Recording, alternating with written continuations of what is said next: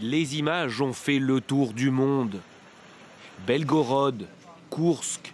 La semaine dernière, plusieurs incursions et attaques de drones ont été menées sur le sol russe, comme en mai 2023.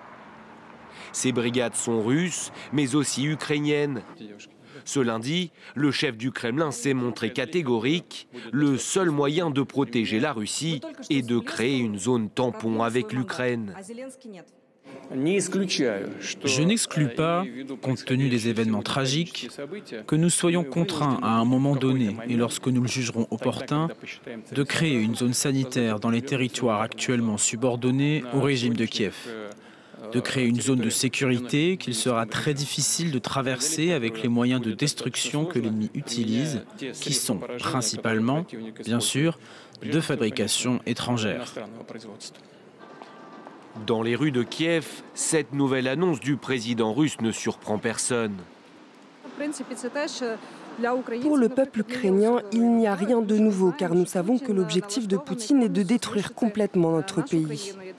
La seule chose qui peut nous donner de l'espoir, c'est le soutien des dirigeants occidentaux.